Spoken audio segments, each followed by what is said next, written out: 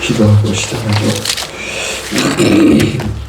내 죄를 기억하지 아니하리라 하신 하나님 아버지, 오늘은 5.18 민주화운동 기념일입니다.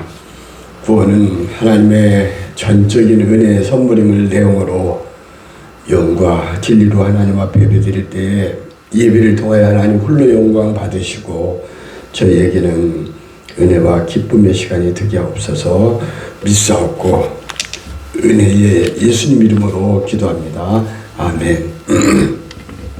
사랑하는 성도 여러분, 오늘도 참으로 기쁜 날입니다. 어제는 비가 좀 오더만 오늘은 화창해졌네요. 오늘은 달력에 보니까 5.18 민주화 운동 기념일이라고 해서 기록이 되어 있대요. 우리 오늘 하나님의 은혜로 구원을 베푸신 그 하나님께 우리는 감사합니다. 우리 서로 고백을 한번 해보죠. 인사 한 말로. 하나님 은혜에 감사합니다. 하나님 은혜에 감사합니다.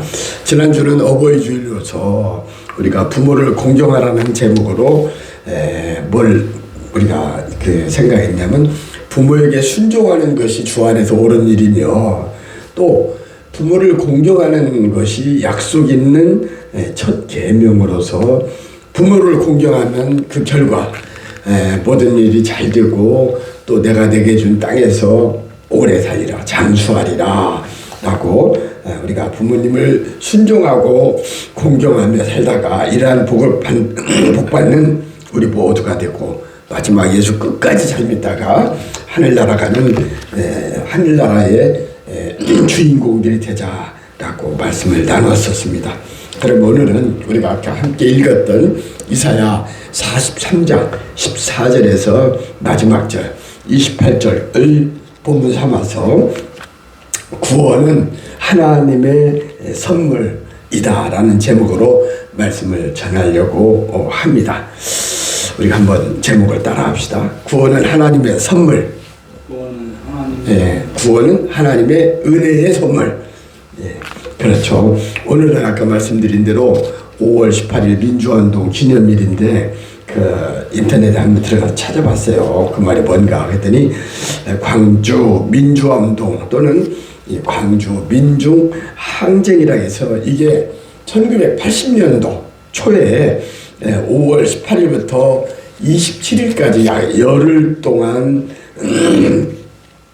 광주시하고 그 인근에 있는 지역에서 일어났던 민주화 운동입니다. 이에 대해서 신군부 등의 어떤 불법적인 헌정 질서를 파괴하고 또 부당한 공권력을 개입해서 어지럽힌다 해갖고 시민들이 자체적으로 일어났던 그런 운동이었죠. 그때 많이 사람들이 죽기도 했어요. 잘 알잖아요. 근데 이제 전남에 광주에서 일어났던 걸 우리 전북 사람들은 저도 잘 몰랐어요. 근데 그쪽에 나중에 보니까 거기서는 막 총이 막 왔다 갔다 했다 오더라고요. 제가 교육 받다 보니까 처음에는 무섭더만 나중에는 총알도 막 날아다니는 것이 재밌더라고. 그 교육받는 사람이 그런 얘기했던 기억이 나네요. 많은 피해가 발생했었죠. 처음에는 그걸 광주 폭동 또 광주 소유사태라고 불리다가 최근에는 초중고 교과서에서도 5.18 민주화 운동으로 이렇게 표기를 한다고 합니다. 우리는 먼저 하나님의 은혜에 대해서 알기 전에 칼빈의 5대 교리를 잠깐 한번 살펴볼게요. 그래서 이 말을 우리가 5대 솔라라고 해서 튤립 하면 우리가 꽃 이름 같잖아요. 근데 5가지의 영문으로 첫 자를 따서 TULIP 튤립프라고 이렇게 표현을 하는데, 첫째는 뭐냐면 인간은 전적인 타락으로 토탈 네프레비티라고 해서 전적으로 타락했기 때문에 구원받을 수 없는 그런 존재다라는 것이고, 두 번째는 뭐냐면은 unconditional election, 이것은 무조건적 선택. 우리가 하나님을 선택한 것이 아니라 아주 오래전에 하나님께서 무조건적으로 우리를 영원 전부터 선택했다. 우리의 행위나 공로에 의해서 우리가 선택받은 것이 아니라 하나님의 결정으로 우리가 선택을 무조건적으로 받았다는 것이고, 또 세 번째는 뭐냐면 제한적 속죄라고 해서 limited appointment, 선택된 자들만 속죄를 받고 구원을 받는다라고 하며, 네 번째는 그 은혜가 불강력적인 은혜래요. 그래서 레지스터 오브 그레이스라고 해서 선택된 사람들은 결국에 반드시 회개하고 예수를 믿고 구원을 받게 되어 있다라고 합니다. 그리고 마지막 성도의 견인이라고 해서 Perseverance of the Saint라고 해서 성화된다. 선택받은 사람들은 믿음을 지키며 구원을 잊지 않고 결국에는 우리가 구원을 받게 된다라는 것이 칼빈의 5대 교리예요. 우리가 구원받는 것은 하나님의 일방적인 은혜의 선물임을 우리는 알아야 합니다. 그러면 하나님의 은혜의 선물인 그 은혜의 선물, 구원이 어떤 것인가 우리가 한번 생각해 보면서 은혜를 나누기 원합니다. 첫째는 뭐냐면 이스라엘을 바벨론 포로에서 구원해 주셨어요. 오늘 본문 14절에 보면 우리가 첫 번 읽었던 14절, 너희의 구속자요 이스라엘의 거룩한 이신 여호와가 말하는데 뭐라고 하냐 하면은, 너희를 위해서 내가 바벨론에 사람을 보내어 모든 그 갈대아 사람들에게 자기들이 연락하던 배를 타고 도망하여 내려가게 하리라, 바벨론을 벗어나게 하리라 라고 하셨어요. 하나님 이스라엘을 속박된 삶에서 구원하여 자유를 누리게 하셨습니다. 하나님 이스라엘을 이적과 기사를 베풀어서 결국 그 사람들을 기적적으로 구원을 베풀어 주셨는데, 16절에 보면은 이렇게 기록을 하고 있어요. 나 여호와가 이같이 말하는데 바다 가운데 큰 물 가운데 지름길을 내고, 우리 집사님이나 여러분들 바다 가운데 길을 냈다는 말 들어봤어요? 근데 오늘 말씀을 16절에 보니까 이렇게 바다 가운데 길을 내고 물 가운데 빠른 길, 지름길을 냈다라고 말합니다. 물 가운데 지름길을 냈다고 기록을 하고 있어요. 이어 17절에 보면 병거와 또 말과 군대의 용사를 이끌어내어서 그들이 일시에 엎드러지게 했다라고 하거든요. 우리 하나님 어떤 하나님이십니까? 전능하신 엘로힘의 아주 능치 못함이 없으신 이런 하나님이시기 때문에 이 하나님께서 이스라엘 백성들을 바벨론으로부터 바다 가운데 길을 내고 지름길을 내어서 그들을 구속하시고 구원을 베풀어 주셨던 것입니다. 그리고 그들에게 자유케 하셨어요. 그게 이제 첫 번째 하나님의 은혜이고, 그런데 그 은혜를 잊어버리고 이 이스라엘 백성들은 배은망덕했어요. 마치 요즘 정치 흐름상 20년 동안 같이 친하게 지내고 법무부 장관까지 만들어 주겠는데 그 사람이 그 대통령을 배신하고 탄핵의 앞자리에 서서 몰아내게 하고 결국 대통령 자리에 내려오게 만들었잖아요. 이런 거 보면서 참으로 사람은 어때요? 화장실 갈 때하고 나올 때 틀리다고 하잖아요. 그래서 우리는 너무 사람을 믿으면 안 되는 것 같아요. 간쓸게 빼줄 것처럼 내 모든 비밀과 내 가진 것들을 다 아낌없이 주어봤자 나중에 필요에 따라서 차버리고 모른다고 하고 또 해를 끼치고 그런 것 같아요. 후회합니다. 그래서 조심해야 해요. 우리는 하나님은 이스라엘을 이토록 극진히 사랑하셔서 구원을 베풀며 은혜의 구원의 선물을 주셨건만 이스라엘 사람들은 어때요? 배은망덕하게 거역하고 범죄를 했어요. 오늘 본문 22절에 보면 하나님을 잘 모른다는 것처럼, 마치 베드로가 3번 부인한 것처럼, 그러나 야곱아 나를 부르지 아니하고 하나님을 부르지 아니하고 이스라엘아 너는 나를 괴롭게 여겼으며 괴로운 존재로 귀찮은 존재로 여겼다는 거예요. 하면서 하나님은 이스라엘 사람들이 겉으로만 하나님을 사랑하는 채 의식적으로 하나님의 이름을 부르면서 마음적으로 그 중심으로는 딴짓거리를 한 거야. 하나님을 섬기지 않고 그야말로 입으로만 형식적으로 고백을 했던 것을 우리는 알 수 있어요. 이스라엘의 죄악은 뭘까요? 하나님을 섭섭하게 하며 괴롭게 만들었다는 거예요. 그리고 아까 그러잖아요. 나를 괴롭게 여겼다.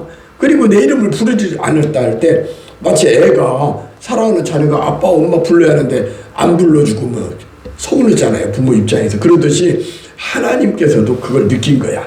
하나님은 우리의 중심을 보십니다.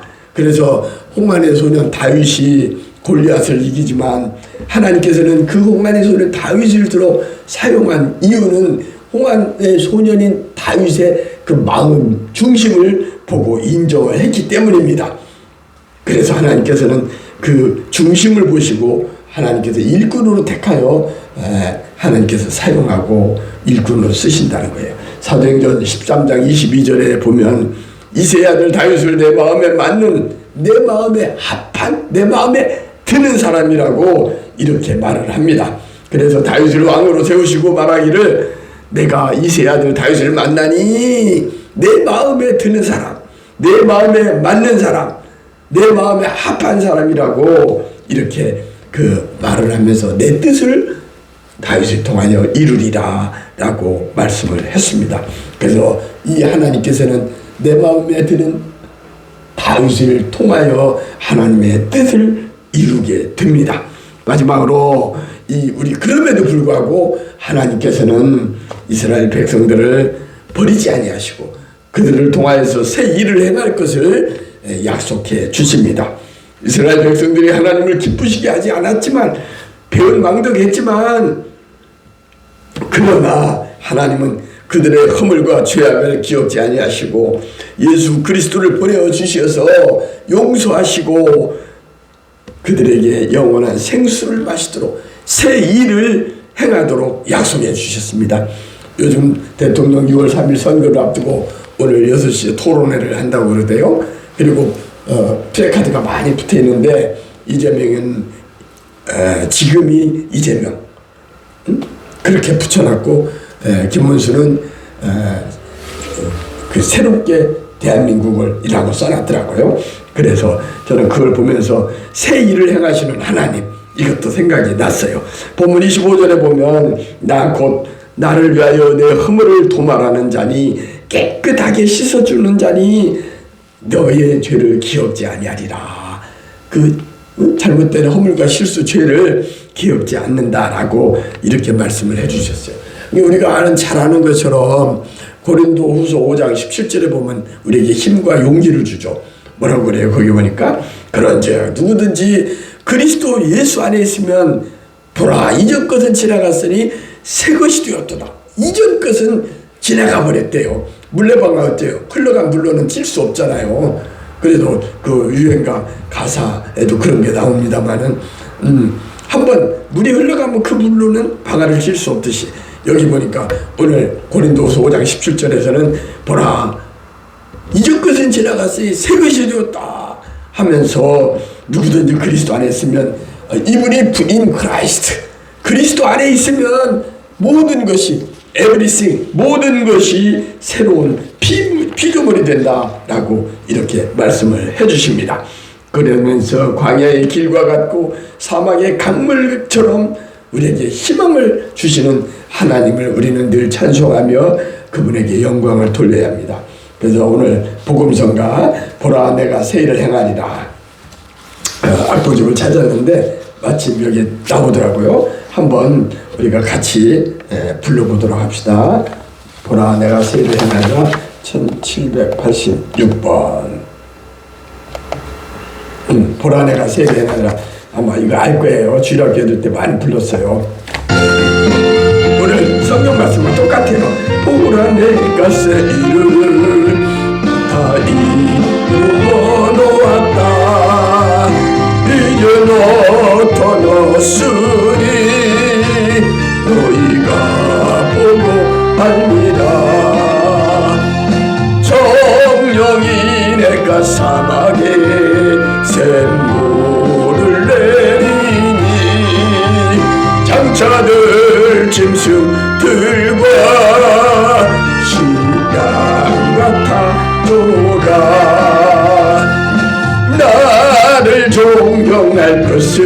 광야의 샘물을 사막의 강들을 내 백성에게 주리라. 나의 택한 백성들로 마시게 할 것이라. 나의 택한 자들로 마시게 할 것이라. 아멘. 오늘 그 성경 말씀, 거기에 나오는 말씀을 그대로 어떻게 이걸 복음성가로 잘 누가 만들었더라고요. 사막에 샘물을 내리니 들짐승과 시랑과 타조도 나를 존경하는 것은 광야의 샘물을, 사막의 강물을 내 백성에게 주기 때문이다 하면서 나의 택한 백성들로 하여금 마시게 하고, 그리고 나의 택한 자들로 하여금 마시게 하면서 이렇게 보라 내가 새 일을 이뤘다는 이 말씀을 가사로 해서 노래를 만들어서 불러서 오늘 말씀하고 참 잘 맞는다는 생각이 들었습니다. 이제 말씀을 이제 정리하려고 합니다. 은혜로 말미암은 하나님의, 오늘 그 칼빈의 5대 교리에 대해서 말씀했는데 튤립에 대해서 거기 보면은 하나님의 선물의 구원은 뭐예요? 바벨론, 이스라엘 백성들을 바벨론에서 포로에서 구원시켜가지고 자유를 얻게 했다는 것인데, 그런데도 불구하고 이스라엘 백성들은 그 은혜의 하나님의 감사의 은혜의 선물인 하나님의 선물에 대해서 고맙게 여기지 못하고 배은망덕하게 배신을 해버렸어요.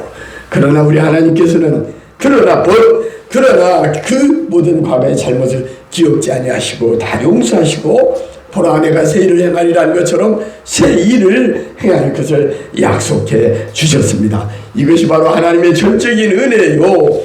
구원받은 우리들은 배은망덕하지 말고 항상 하나님의 은혜의 선물임을 깨닫고 우리는 하나님 더욱더 이전보다 주님 사랑하렵니다. 하나님 중심으로, 하나님 말씀 제일주의로, 교회 제일주의로 교회를 가까이 하며 우리는 하나님 말씀 붙들고 우리는 승리하는 새 일을 행하시는 하나님과 함께 우리는 날마다 찬송 부르면서 하나님이 기뻐하시는 전도, 특히 오늘 어제는 여기 와서 교회에서 잤는데 아침에 자다 보니까 주일학교 아이들이 생각나더라고요.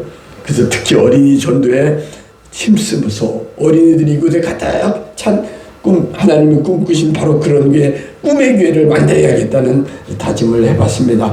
우리는 이와 같이 하나님께서는 예배를 가장 기뻐하시고, 그리고 그 예수 믿기 위해서 전도하여 하늘나라 가게 할 때 하늘의 별과 같이 빛나게 하며 썩지 아니할 의의 면류관, 영광의 승리의 금면류관을 우리에게 안겨주신다고 약속을 했죠. 우리는 편치 말고 예수를 하늘나라 갈 때까지 잘 믿고 십자가 튼튼히 붙잡고 예수님의 옷자락을 꽉 붙잡고 다른 생각, 다른 길을 가지 말고 오직 저 천국을 바라보면서 저 거룩한 성세 예루살렘의 주인공이 다 되는 저와 여러분 되시기를 간절히 축원합니다.